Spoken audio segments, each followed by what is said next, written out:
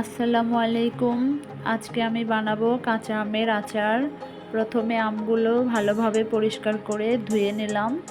তারপরে আমগুলো মাঝখান দিয়ে কেটে বিচি ফেলে বোটা ফেলে ছোট ছোট পিস করে নেব।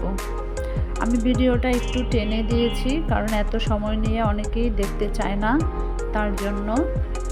এই যে দেখুন, আমি ছোট ছোট পিস করে নিয়েছি। এখন আমগুলাকে প্রথমে রসুন বাটা, তারপর সরিষা বাটা, তারপরে হলুদের গুঁড়া, এগুলা দিয়ে ভালোভাবে মাখিয়ে নেব। এই যে দেখুন, এই যে আমার মাখানো হয়ে গেছে।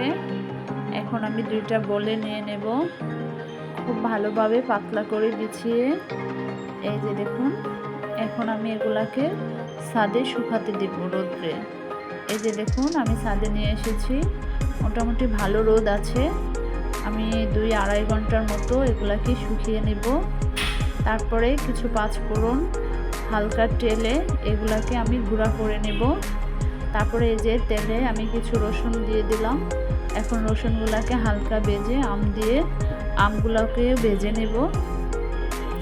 এই যে দেখুন, আমি এখানে সরিষা বাটাও দিয়েছি হালকা। এই যে দেখুন, আমার আমগুলো এমন হয়েছে।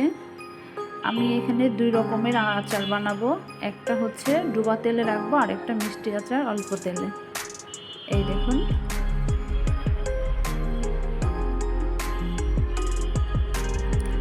এই যে একটা, তারপর ওই পাশে একটা। এই যে হয়ে গেল আমার ডুবা তেলে আচার।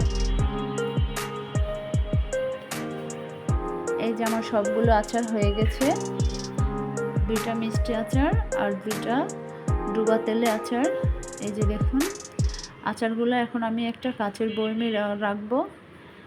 এই যে, তবে আচারে কেউ কখনো হাত দিবেন না, চামচ দিয়ে রাখার চেষ্টা করবেন, কারণ হাত দিলে আচার নষ্ট হয়ে যায়। এই যে দেখুন, আমার মিষ্টি আচারটা আমি একটু ভেঙে দিয়েছি, কারণ ভেঙে দিলে একটু খেতে ভালো লাগে, তাই। এই যে দেখুন, আমার সবগুলো আচার হয়ে গেছে। এখন এগুলাকে আমি ঢেকে রেখে দেব।